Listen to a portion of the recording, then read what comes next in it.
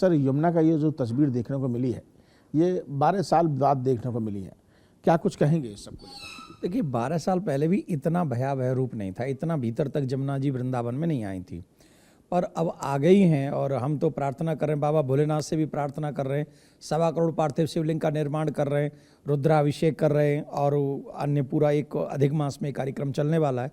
पहले ही दिन प्रार्थना की जमुना मैया से कि मैया कृपा करें, बाबा कृपा करें, भोले बाबा कि हमें मालूम है कि ये हम लोगों के द्वारा सताई हुई है जमुना मैया, ये हम जानते हैं, क्योंकि हम लोग ही तो ऐसे हैं जो जमुना का स्थान छीन लिया है ना। और हमने गंगा और गंगा में सारे नाले छोड़ दिए, केमिकल वाला वाटर छोड़ दिया, तो सताया तो हम ही नहीं है जमुना मैया को, गंगा मैया को। तो हमारे यहाँ कहते हैं प्रकृति को अगर तुम सताओगे तो प्रकृति अपनी जगह ले लेगी। तो अब जो हम गलती कर चुके हैं, हम तो क्षमा मांग रहे हैं कि माँ अब हमसे अपराध हुआ है, अब हमारी गलती क्षमा करें और थोड़ा ऐसी कृपा करें जिससे जो भक्त लोग हैं वो आके मंदिरों में जाके दर्शन कर सकें, आपकी भी पूजा कर सकें, और इन तंत्रों को भी ये बात तो समझ में आ जाए कि भैया ऐसा होगा तो फिर आगे और भी कुछ हो सकता है। आपने बहुत अच्छी बात कही सर कि यमुना तो अपनी जगह है, हम खुद यमुना के पास पहुंच गए, और यही वजह है कि अब एक बार फिर से ये तस्वीर जो है वो देखने को मिल रही थी।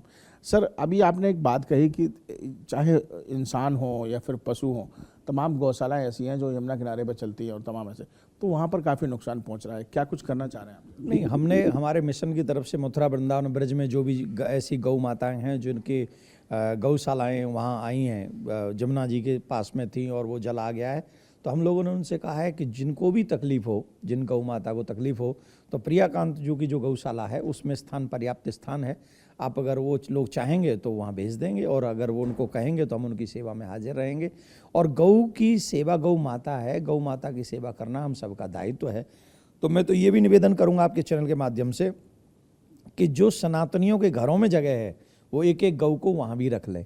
जब तक ये जमुना जी का जल नहीं उतरता तब तक हमें गौ माता की सेवा सबको करनी चाहिए। दिल्ली में सर ये तब देखने को नहीं मिला था, वहाँ पर तमाम जो गौशालाएं थी तो उनको नुकसान पहुँचा। देखिए, मुझे एक बहुत बड़ी एक्चुअली का एक राजनीतिक क्वेश्चन है, अगर मैं इस पे बोलूँगा तो कहेंगे राजनीति करते हैं, और अगर न बोलूँ तो गौ माता तो राजनीतिक नहीं है, गौ माता तो हम सनातनियों का विषय है। अब ये हमारी उत्तर प्रदेश की योगी सरकार ने जब से आए हैं तब से बहुत सारी गौशालाएँ बनवाई हैं कि जगह जगह पे हर प्रधान को कहा गया कि तुम्हें गौशाला बनानी। दिल्ली में क्यों नहीं बन सकती? गौचारे की जमीन को लोगों ने हड़प लिया है। गौचारे की जमीन जहाँ गौ माता जाके आराम से अपना तृण चरती थी, ग्रहण करती थी, वहाँ जाके उन लोगों को कोई भी ऐसा नहीं सोच रहा है कि ये जगह हमको दे देनी चाहिए, गौ माता की है। गौ का भी खा गए यार, क्या होगा तुम्हारे जीवन का?